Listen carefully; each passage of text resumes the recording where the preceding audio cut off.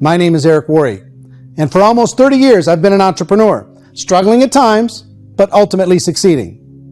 To help in this journey, I've brought together some of the greatest experts and thought leaders in the field of entrepreneurship to share the real facts with you.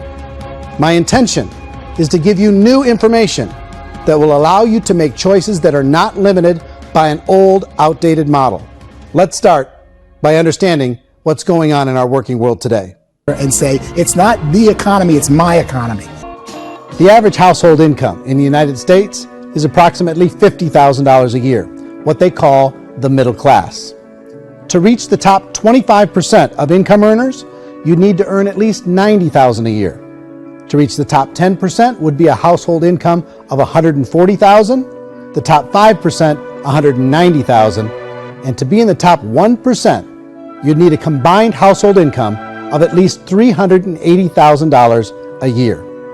So here's the question. What do you think would give you the best chance to move up and get to the top 10%, the top 5%, the top 1% or beyond? In my opinion, and in the opinion of many, many experts, the answer is to become an entrepreneur, to become your own boss. Personally, I don't think of the new economy, the old economy. I create my own economy. The entrepreneur's in control.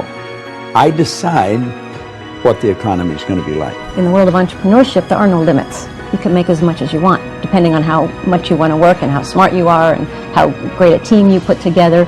There's no more lifetime rewarding business than being an entrepreneur. Why in America, where anyone could be anything, would people want to give up their freedom and become effectively a modern day slave, told shut up and be here every morning at 7:30, leave at 5:30, and do what I tell you? If people decide to become an entrepreneur and work for themselves, they have some traditional options, but they're riskier than you might think. Any kind of a retail business, retail build-outs is extremely expensive. Even just these small little yogurt stores where they're putting little yogurt machines and you get all the different flavors, you're spending $200,000, $300,000, $400,000 to open a yogurt shop. I would love to buy a Dunkin' Donuts, but it's $500,000 or so to start.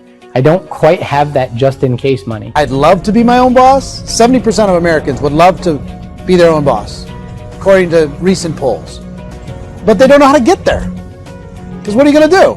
Venture capitalists, who are the very best and most sophisticated in investing in new breakthrough businesses, make it on 1 out of 11. That means 10 out of 11 are mediocre or fail. Most of them fail.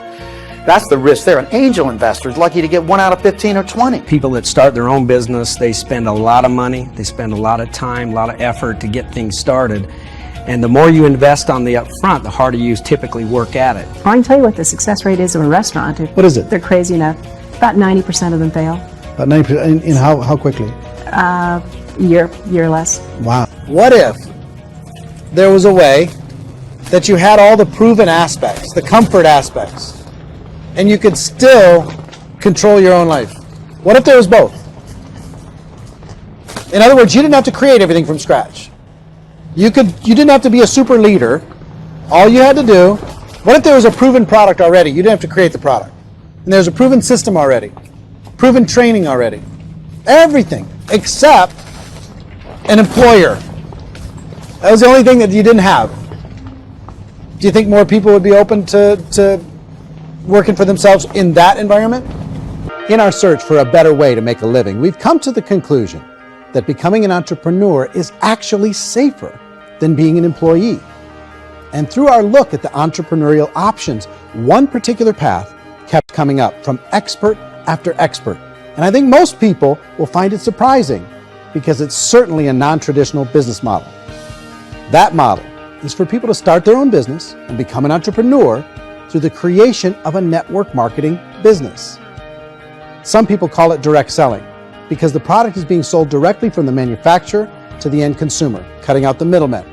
Other people call it multi-level marketing, or MLM, because there are multiple levels of commissions paid. The most common term today is network marketing, because network marketing best describes using a large group of independent distributors, independent entrepreneurs, to move a product or service more efficiently.